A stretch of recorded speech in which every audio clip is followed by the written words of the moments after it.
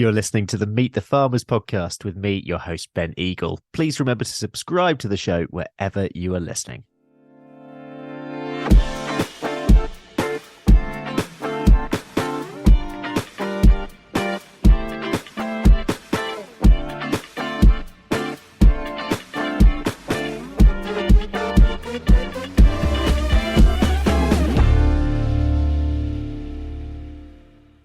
Hello, everyone, and welcome to episode 238 of the Meet the Farmers podcast with me, Ben Eagle. Today, we're heading to Worcestershire to meet soft fruit grower Bal Padda. Bal and his family run Vicarage Nurseries in the Vale of Evesham, alongside his team of 10 full-time staff and 150 seasonal workers. Growing 1,200 tonnes of strawberries, that's around 4 million punnets, and 100 tonnes of raspberries each season on a 136 acres. The business supplies UK retailers as well as wholesale and farmers markets. The farm and the business have grown greatly since his parents first started there on just 7 acres in 1997 after moving to the UK from the Punjab in 1966. Bal joined his parents on the farm in 2009 as a stopgap and loved it so much that he stayed and he's built it from there. Bal, it's great to have you on Meet the Farmers. How are you doing over there in Worcestershire? I'm very good, Ben. How are you doing over there? Yeah, I'm well, thank you. And it's stopped raining, which is always a good thing. It's good, man. It's got a nice vibe now, but the sun's out. Things start growing, so it's good, and people are working, which is always good, isn't it? It's good too. So give us the tourist guide to your part of the world, to the Vale of Evesham. Vale of Evesham. Why do you like living where you are? The Vale of Evesham, the Garden of England. Kent would disagree, but I will say it's the Garden of England. The Vale of Evesham is a medieval town. We are very close to the 15th century pub, the Fleece, around the corner, which holds asparagus auctions held there every year, which is okay. So it's held every year. A lady comes along and does the reading from the asparagus as well. It's always on the news. It's quite interesting. Yeah, I always think that I should get into asparagus growing as well, because there's nowhere else in Bradford is doing it. So I mean, it'd be rude not to, really, wouldn't it? Yeah, it would be. It would be totally rude not to, wouldn't it? Yeah, but so Vale of Evesham is beautiful, beautiful town. It's a market gardening place. A lot of it's gone to more commercials. It used to be little acres here and there, but that's turned big vegetables and fruit growers now as well in the area as well. Beautiful part of the world, I would say, isn't it? And it's not changing. I would say I've moved here 3 years ago.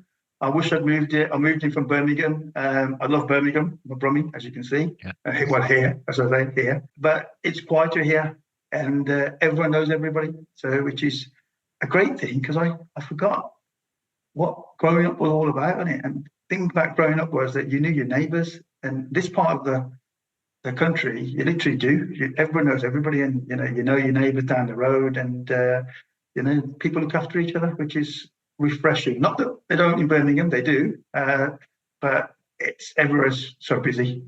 Here, I think it's more a retirement village as well.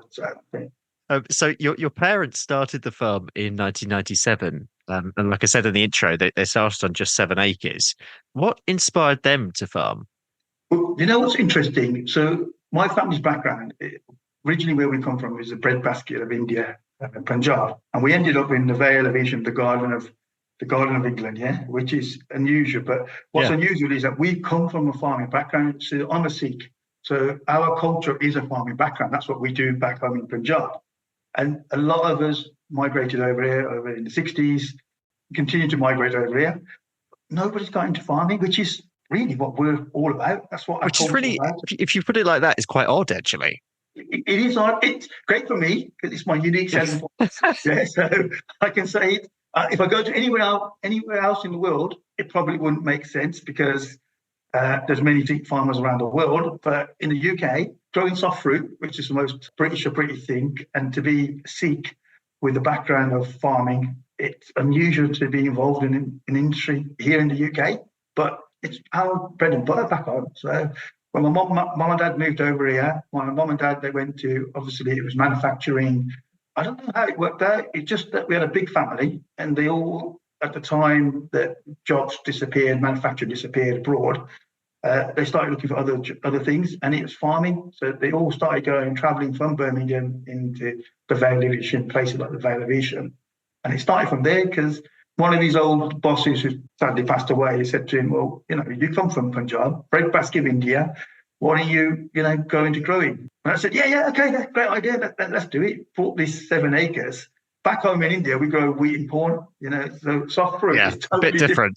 So he got involved in soft fruit. So it was kind of, I think, meant to be, if I'm honest with you. So he took the 7 acres, and I think it was a bit of a hobby for my mum and dad, but it's in our blood. I mean, the more I understand my culture and what it's about, I realise that it's what I was born to do, I think, and I can see it with my dad.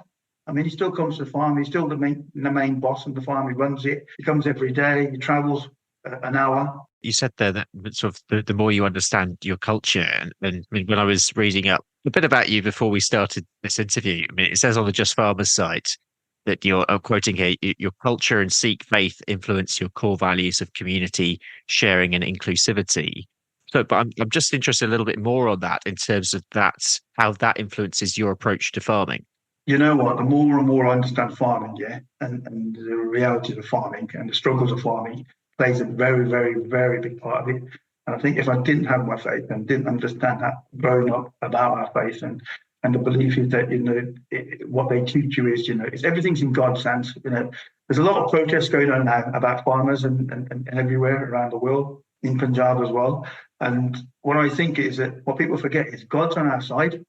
Because we've got 8.2 billion people. They're fed by farmers from around the world. Now, if God wasn't on our side and our faith wasn't on our side, you wouldn't have fresh fruit and veg and meats and cheeses and all those things. You wouldn't have them because he can wipe it out like that. And that's what I think the more my faith is taught us that, we've got to be fair to each other. We've got to treat each other rightfully, share things. I never really understood a lot about my faith until I started getting into farming.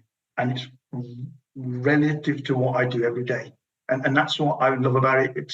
We ask all the staff before the season starts, if there is strawberry, we will not pick a strawberry. We'll pick a strawberry. When it's picked, we will have a pre-harvest prayer. And we've been lucky enough to have one of the highest priests from the Golden Temple come down and do a prayer 2 years ago, which we were blessed. Right. So that's like the Pope turned up on somebody's farm. So he turned up, did a blessing. And then we'll have food, langar, and everybody will eat together. We'll sit together.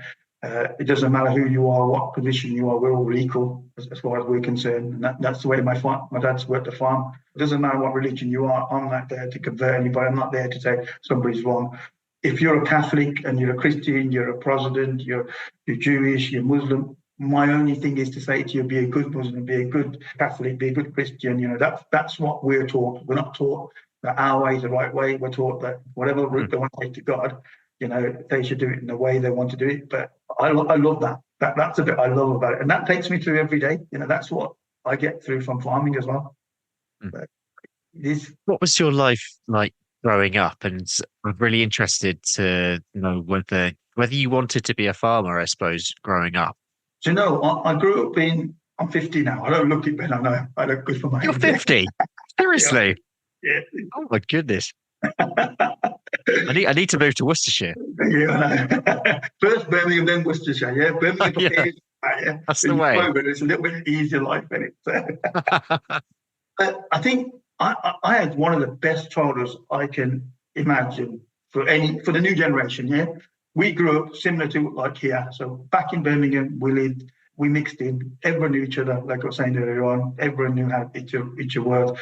We grew up with fresh fruit and veg every day from our, stores. It wasn't like supermarkets packed and prepared. You go to the shop, and still, I think my mum still shops at the same shop if she ever gets time in Smethwick, Worley. We grew up eating with the neighbours, and if you made something, you shared it around about 10 different families. So it was a brilliant childhood. We was 8 of us, so we had this childhood where we were free. It wasn't easy in our household, in our community. It was easy. Then we moved into an area where, as you do, because my parents were migrants. So they migrated. They wanted to move into get areas. So it was a lot of migrants there. A lot of Indian families lost them. Western African families there. So a lot of families that were like same similar sort of background. Then we moved to an area where it wasn't the same, and we were, I will say, the only Asians in the village. They say, and it was hard. I'm not going to say it was hard. It was. My mum and dad started working in the fields in those days, and we'd see him leaving at 4 o'clock in the morning. Well, we wouldn't see him, we would hear him leaving at 4 o'clock, and we wouldn't see him come back until 10 o'clock at night. We'd go once a week shopping on a Friday, get as much shopping as we possibly could, and then my mum would make food and leave it for us, and we'd go to school. Life totally changed because you moved from one area where you knew everybody, then an area where you were afraid to go out, because it was those days where people weren't, they didn't take to us as they do now. You can walk freely. You didn't have that freedom. You had to be careful where you went, be careful what you wore, careful what you said. I remember my teachers never used to call me Bal. They used to call me everything but, Singe and Baldrick from Blackadder. Really? Yeah, it was. The beauty is I had great parents, and I think that goes to all of us, because our parents taught us one thing. And I remember one meeting with my dad. I went to a farm, and we walked in, and there was this gentleman who my dad worked for. And he walked in, and my dad walked in with me. And that's like, how could you describe my dad? He nearly 6 foot, big, chunky guy, and his face looks like the Coca-Cola Santa Claus, with a turban. But he's got this personality, lively person. So he walks in this room, I walk with him. I've just left college, so it's 2009. And I walked in this meeting, and this guy turned around and goes, "Hey, Padda, where's Chapatties?" And I came from Birmingham background where people were now up against this. Racism was coming up and everyone was talking about it. And I was like, I'm ready to guy, this guy. And my dad's like, calm down, take it easy. And I come out of the meeting and he goes, "Dad, why don't you say something?" Because what do you hear? Because all you heard was him say, "Where's Chapati?" Did you hear what I said? Because I asked him where the fish and chips is. Nothing. He's not saying anything wrong. He's saying it from his side. If we don't have that, we just got a chip, and you're going to walk around always being offended. I remember the meeting was amazing. It was like, they were like brothers. If I'd been me, just me there, I think I would have reacted differently, because it was my dad, and my dad had the banter, and he always had that. So we've always grown up with different religions in our house, different cultures. It's made us realise that everybody's the same. Everyone's got issues, everyone's got problems. And what we got to do is kind and considerate and help where we can. And that's what I love about farming as well, because that's the beauty of farming. It's got exactly the same values as we as our culture and our religion. So, he's taught me, what, I've always known my dad and everybody, they always used to help each other. We haven't got that anymore. I think the next generation is going to be harder for them than us. I think, anyway. That's a 50-year-old man speaking, isn't it? This episode is being supported by our primary sponsor, Howden Rural, which is the new name for A-Plan Rural.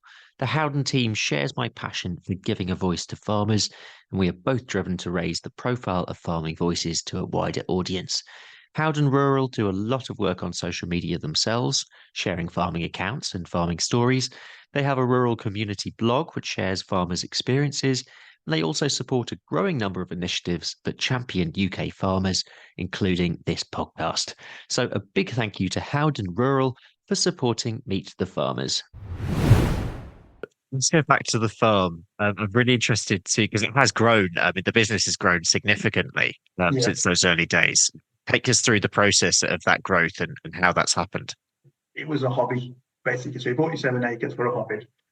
We had an opportunity with a retailer who came up to us and said, "Look, we want to go work direct with you." And we said, "Yeah, okay." That was IPL Asda at the time. And we said, and they gave us opportunity to grow.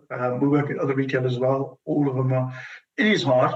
It's difficult for all of us because we as consumers want so much. When we grew up, everyone was in a tray, in a crate, and you pick it and you cut it up and you eat it. It doesn't matter if it's got a worm in it. We don't want that anymore. So my dad and us, we had the opportunity. I joined him in 2009, and then we built a team. Farming it's not one individual. It's not a success to one person. I don't think in our farm it's not. It's down to all the people I've got working, the 10 people up there.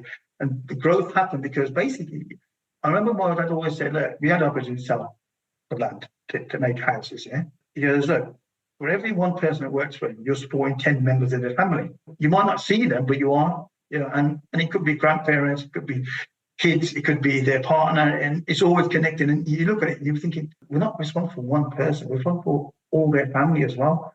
Yeah. So I never get invited now to places. I tell you why. Because when they invite me, I don't want to go alone. Every award that we've won, and we've won a few awards, I've always said, look, if I'm going to go, I want to go with my team. Because that's not only my team, but it's my family. I get tickets for football games, and then I'm like, I'll get one or two, and I'm like, I have no interest because, it's only 1 or 2 tickets. I can't enjoy it without my team, my family, if that makes sense. So, and the farm grew because of that. My dad said, look, we've got an opportunity, let's grow it, because there's families there that we can grow with. And those people have been with us from since I've been there, 2009, most of them. And we've grown, and then there's extended family that come along. You're added to your family, so like a new kid's born. So that's what it's like. So I love it. It's growing. I think the mistake that we made is we're not proud of our origins or where we come from. I don't think that when I look about what I did with Just Farming, and that's how you know me, Ben, it's Just Farming made me realise that I had a dilemma. With great power comes great responsibility. We are the only UK-based soft fruit growers from a Sikh background, Punjabi Indian background. Yeah, so I can either be a comedian and talk about stupid things. Like I get lots of requests to talk about migrants and stuff like that, and I'm very careful what I speak about now, because what I want to do is I want to say to our communities, and that's the Asian community, the Sikh community, the Indian community, how beautiful farming is, how wonderful it is, and how great community is. I watched the Amazon, Jeremy Clarkson show recently, and one of the things he does, he goes, "Oh, Amazon asked me to do more about exclusion and all that, yeah." And here we have, and he was surrounded by all these white farmers, yeah. And there's here you are, and it's basically different people from different ages, but he didn't have anyone from like different cultures. And I was like, farming is about me and people like me, showing that actually there is people like me here. We are doing it, and look for the next generation. We're a multicultural country. And I got responsibility, my family's got responsibility to show people what farming is, and not only to our cultures, but to farming as well, because it's beautiful. It's a beautiful industry to be in. And if I can make a success of it, and it's not easy to make a success, farming isn't about success. Do you know how I look at farming? And I'm going to tell you by poker terms. I don't know whether you play poker or not, yeah? So I'm going to put it by poker terms, yeah? So we've got a set of cards. There's a set of cards. You've got them. You look at your cards, and you haven't got a good set of hands, yeah? And across the table is price totality, yeah? So that's the person you're playing against. Then you've got unpredictable weather. Then you've got disease. Then you've got customer demand. They're all playing against it, and they've all got cards. You've got some of the worst hands, yeah? And in a real game of poker, you would say, I fold. In farming, what you do is, you haven't got good hands. You got all the opposites against you, yeah, and they've all got good hands. But what you do is you go all in. Yeah, you go all in anyway. Yeah, all in, and it's all based. And I think poker's saying it's all based on faith, and you put it in because you have faith. And that's why I said earlier on, I reckon God's on side of farmers. They say no farmers, no food. That's true, because without us and without God supporting us, we'd be losing every year. So going back to your personal story, I suppose, before you joined the business in 2009, what were you doing before then? Take us from I suppose that gap, because we haven't filled the gap from your early life through to when you actually joined the business. Okay. Well, first of all, I was a very naughty guy. Sorry, I learned very quickly at school. Like I said, it went through a very hard time at school. It wasn't easy. I didn't enjoy it. I didn't realise I had dyslexia until very late. It was picked up when I was in my 30s, when somebody said to me, you're actually missing words out. I didn't realise. So I just thought I was dumb at school. I didn't enjoy sports. We played rugby at my school. I mean, I don't mind rugby. I love rugby. But God, say in the winter. And I was a skinny little kid, and all I got was hit. And I was thinking, God, this ain't fun, is it? So I went through that. I feel your pain with that, Bal. I feel your pain. Yeah. Then I went to college, art and design. I did that. No, I enjoyed that. I actually did quite well there. So I learned a lot. So that's my marketing background, really. And then I ended up working with my dad in a shop. And then for some reason, he got an offer to come back into farming again, to supply some labour. And then he bought the farm, and then I kind of ended up going there one day, and then thought it is quite good fun. And when I joined, we had one computer, literally. I think it was a couple of tractors. I think it was about 20 acres, something like that, or 24, 50, probably about 50 acres, something like that. And we weren't selling to retailer, we were just selling it to markets and all that. And it was, let's give it a go and we'll see what we do, sort of thing. Yeah. And so it was like a combination of my dad needed me, I needed my dad, I needed Jazz, I needed my brother, I needed all these people to come together, trying to commercialize our business and make it work. And it's hard. I'm not going to lie.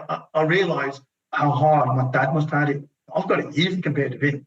I've got it well easy. So I joined after all those school, college, shops, and then I actually ran a pack house as well. So I worked in an organic pack house in production. I enjoyed that. I always remember that I literally got a lot of experience in there, and it was fun. It was a good experience. Yeah.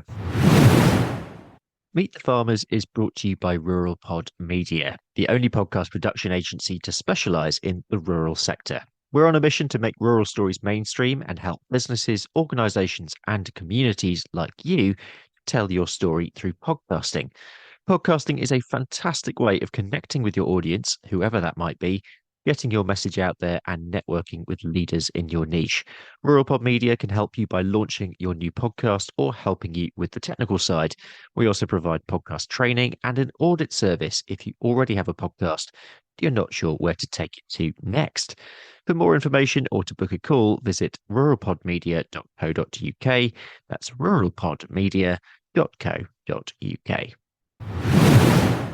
Let's look at the soft fruits sector in general, and I wonder if you could just give us a snapshot in terms of where it's at the moment and what the main challenges of the sector are. Well, yeah, remember I said earlier on, it's like poker, yeah. It literally is. Yeah. We're always all in, yeah. So a lot of soft fruit growers, they will put their money in before the season starts, yeah. So we'll have a lot of money in the season. At the moment, I'm probably on 1.4 million that we've put in, but a crop that we don't know is going to come about. So we're relying on the weather, disease, customer demand, all sorts of different things, yeah. So we've put in 1.4 million already, and a lot of people have got a lot more money. So we do that. The sector now, at the moment, you can see around the world, at this exact moment, there's protests everywhere, and it's all about getting fair prices. And I think what we've done is we've made a society that can just order something online for 99 pence, and they've forgotten that actually costs have risen, especially in the UK, cost of everything that you can imagine is, I don't know anything on our farm that has gone down apart from where it's only gone up, nothing's gone down. And they're trying to tell us to get more efficient, but we've got a society. And so we made a society not relying on land. So we haven't got the labour or the people expertise to work the land, which is a hard job.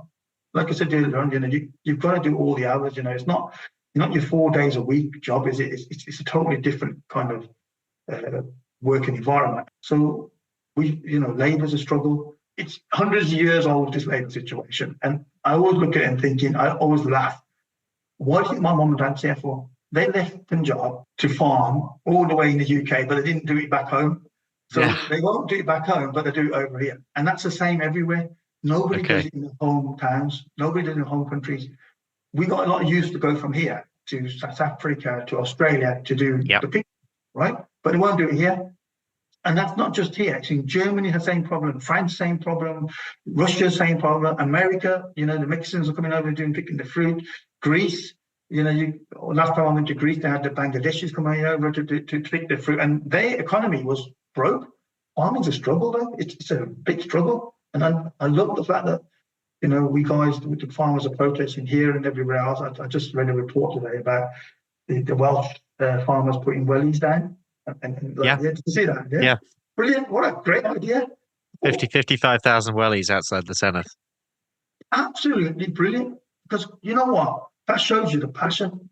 So going back to the employment side, so, you're employing up to 150 seasonal workers. Where are you finding staff? Where are your workers coming from? Well, thank you to the government for that, for the seasonal worker scheme. Since Brexit, there's been a couple of things. So freedom of movement stopped. This is one of the biggest things about Brexit.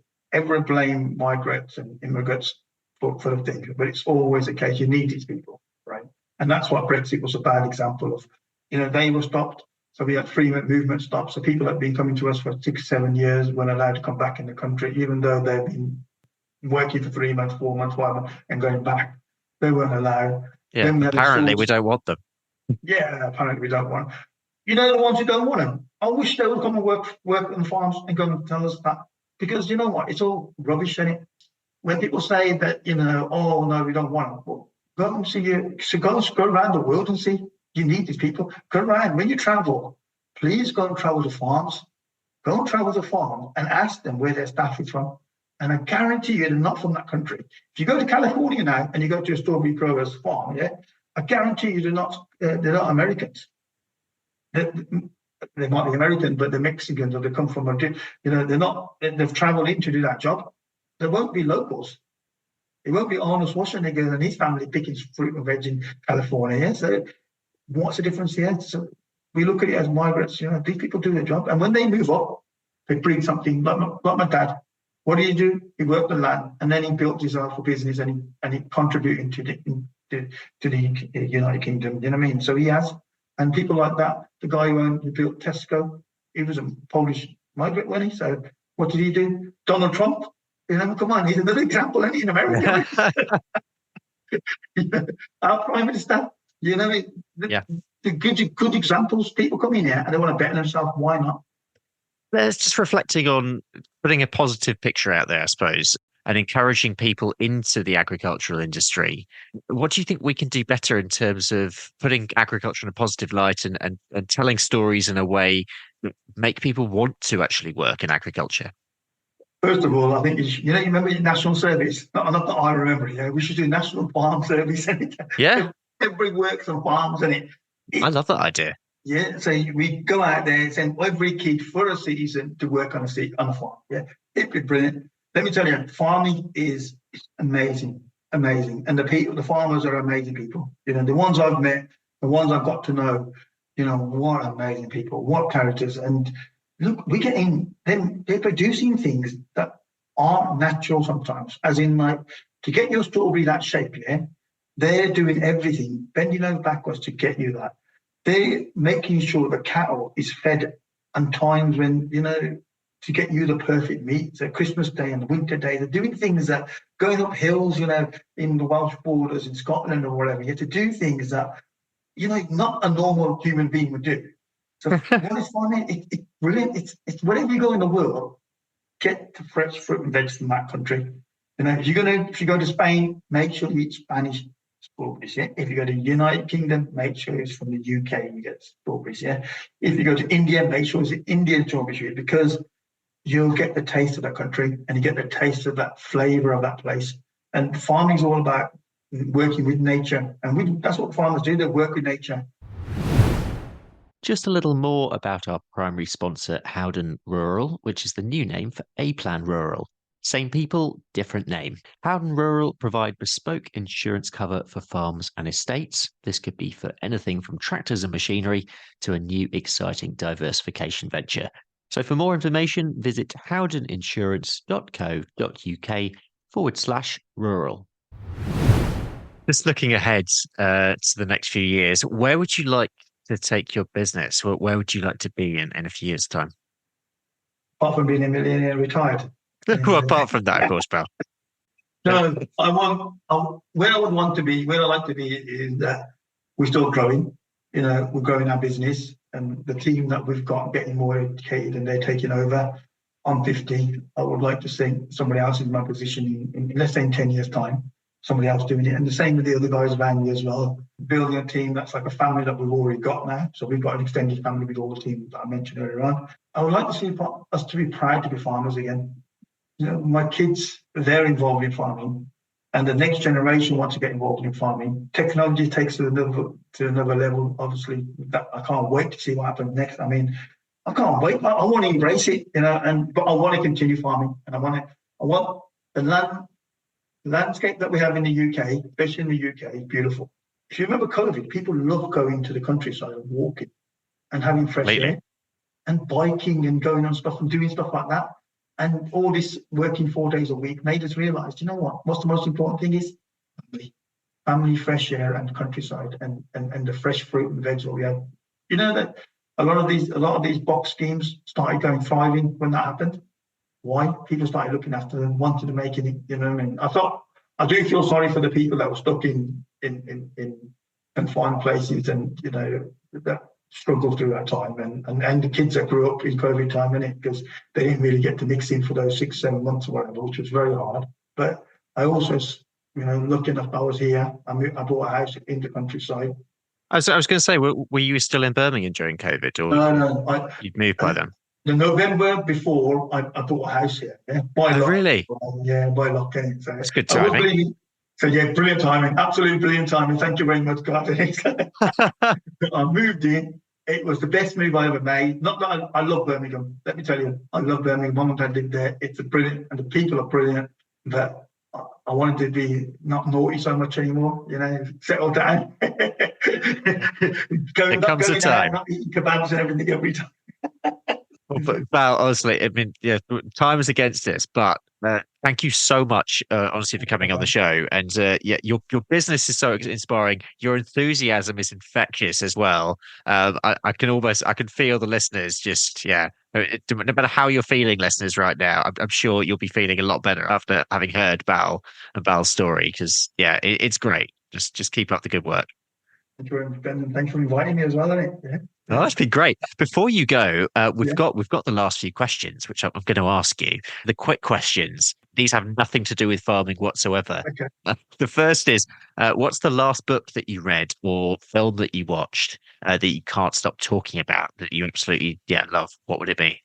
My next door neighbour gave me a book for my 50th birthday. Yeah, Del Boy. I can't remember the name of it. Del Boy. Yeah, so it's literally his autobiography, but from Del Boy. So not great. Jason, yeah. It's absolutely brilliant. It's like going back, Only Fools on. It's amazing. So I love it. I think it's brilliant. It's like the funny thing that you can read, and it's like it takes you back to your childhood. So I love Only Fools and Horses. I grew up watching it with my dad and my brothers. And so she gave me this book, and I thought, oh no, it's going to be about Jason's life, and you know, it's not. It's about Del Boy and him being Del Boy. So it's brilliant. So she gave me that, so I'm reading that. I haven't finished it yet. I kind of am going through that. And the last film I watched this Indian film called Animal. You've got to watch it. It's on Netflix. It is absolutely the weirdest film I've ever seen. A lot of killing, a lot of excitement, but it related to me because it's about this guy that protected his dad. So I'm very similar. You know, me and my dad, we clash. We have big rows. And, we work together, so we expect to. Yeah. So, but I'm very protective of him. Yeah, especially I've seen what he's done. So that was my big film that I've talked to people about because it reflects what we're like as well. Awesome, I like that. The next one is: if you could have any superpower, what would it be, and how would you use it? To make people happy. I would love to make people happy. Yeah? That's nice. So if I could do it, I'd love to make people happy. I've done a charity. Well, I'm not charity. I've fundraised. So I fundraised with my fellow college goers, and we organised football events and dinners and all that. We donated over £250,000. But the best part was the things that you did to put a smile on someone. So we had Liverpool legends coming one day, and we had them all coming in, and this guy came all the way from, I think it's Peterborough. No, sorry, Poole. He came from Poole. Great Liverpool fan, knew all the players from that area, turned up. He got off this van with his boss. Yeah, so his boss said, he's a great Liverpool fan. Okay, leave it to me. I'll just sort of, he came along, I made him pick up the bags and, all the stuff around the event, yeah? And for about half an hour, I just made him run around here. I saw his daughter, she bought his shoes. Okay. And he was thinking, what the hell's going on? I'm running around like I'm working for this guy, yeah? For half an hour, full half an hour. Yeah? Then I goes, come on, I've got to take this to the changing room, yeah? I had his boots in my hand. And he goes in the change, and all the legends that he knew, from the 80s and 90s, yeah? And he's gobsmacked, he's got, and then he's looking at, and I goes, and he's looking at them and trying to say hello, and he doesn't know what to say. And I go, hey, and I pointed out, and I go, and he was like looking, and and there was Alan Kennedy there, and a few others, Howard Gale, and next to there was his shirt with his name on it.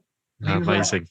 I go, you're playing, and it was just that moment, and that happiness, Right. and that's what I love. I love that. I love when people are happy, smiling, and it's like make people I was happy. going to say, I think you already have that superpower, so that's good. And finally, I'm interested in this one. What's the most adventurous thing that you've ever done? Right, most adventurous. Yeah. I know what. Having a kid at 50, having another kid at 47. So that's my most adventurous. So I've got a 3-year-old now. Yeah. Let me tell you, everybody out there is 50 years old at I mean, my age. that Yeah? is pretty adventurous. 50 adventure. But you know what? I asked God. I was out at 46 years old. I was out and about, and I was like, I wanted to dance. I was with my mates. They're all 25 years, and we're out. I couldn't keep up. I was like sweating. I was like, oh my God, I wish I was young again. I wish I was able to stay up till 4 o'clock, and I wish I was able to do all that. Yeah. God heard my wish, but He didn't give me youth again. Yeah, as you can see. Yeah, He gave me a 3-year-old, which means I can stay up. I have no choice, and I have to run around like a crazy man. So I'm losing weight, yeah. And I'm going back to having my 26-year-old daughter. So I'm going back to when I had the first one. So I'm going back Wow. as well. So yeah, that's the most adventurous. That, that sounds about right. The final questions. Val, if you had a message for the public, any message, what would it be? I will say to the public, and I'm part of the public as well, is sport growers, sport farmers around the world. No matter where you go, like I said earlier on, yeah, buy local, buy products from that place and support them because they're the backbone. They're heroes. To me, they're heroes. I'm not talking about myself and our family. I'm talking about all growers. I'm talking about farmers generally. What they do, appreciate what they do. When you see them, give them respect because you know what they do, what they go through. Oh my God. And a message for farmers and growers. Farmers are going to keep up the good work, keep going, stay strong. Remember, God's on our side, and because with Him, we're still putting food on the table for 8 billion people. That's down to us growers and farmers out there. But keep going, keep fighting, and keep believing because eventually everyone will see what God sees. Val, thank you so much for coming on Meet the Farmers. It's been so good having you. Thank you, Rosman. That's it for today. A huge thank you to my guest, Bal Padda, for coming on the show. And thank you very much for listening. Thanks also to our primary podcast sponsor, Howden Rural Insurance, for supporting the show. If you can do one thing, please share this episode on your socials and tell someone you know about the podcast. Please also subscribe to the show, give us a comment and rating and review. That also really helps.